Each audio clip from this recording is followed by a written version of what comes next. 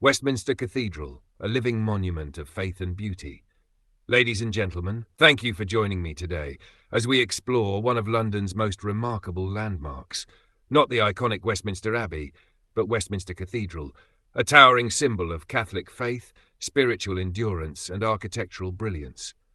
Tucked away in the busy district of Victoria, this cathedral might not scream for attention in the way Big Ben or Buckingham Palace does, but those who stop and look closer are rewarded with something truly special. Completed in 1903, Westminster Cathedral is the mother church of Roman Catholicism in England and Wales. It stands not just as a building, but as a testimony to religious revival, cultural identity, and the quiet power of sacred art.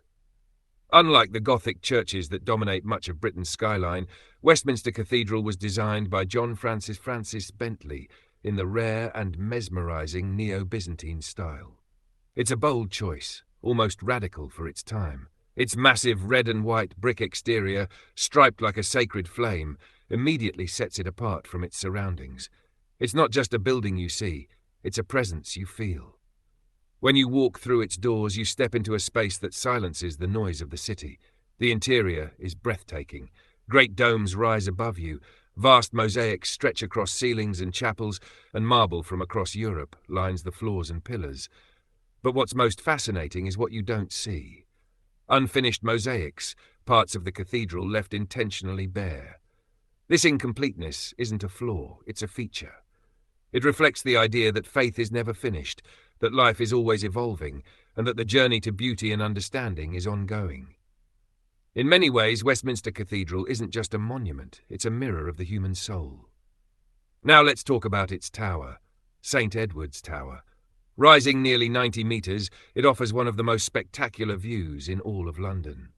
And it's not just about what you see from the top, it's how the view makes you feel.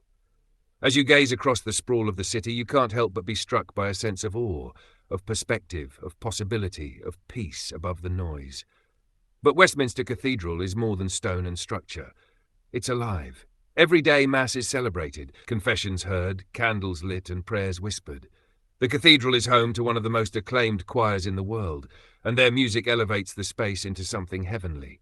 In that stillness, in that harmony, lies the real magic of this place. What makes Westminster Cathedral so compelling is that it's not just for the devout, it's for the seeker, the traveller, the thinker, the tired Londoner needing a moment of rest. It's a place where spirituality meets silence, where architecture tells stories, and where the modern world pauses just long enough for us to reflect. It's important to remember the historical context, too. When the cathedral was built, Catholicism in England was still rebuilding its place in society after centuries of persecution and marginalization. This cathedral wasn't just a church, it was a declaration, a bold statement of resilience, a message that faith can survive, adapt, and even thrive in the most unlikely of times. Today, over a century later, Westminster Cathedral stands as a beacon of hope and harmony, a space where all are welcome. Whether you enter out of curiosity, reverence, or simply to escape the rain, what you find here is more than architecture. You find meaning. So the next time you're passing through Victoria, pause. Step inside this cathedral, even for a moment. Let your eyes adjust to the light, your mind quieten with the silence, and your heart be lifted by the beauty around you. Because sometimes, in a city that never slows down, what we need most is a space that reminds us to breathe, to believe, and to be still.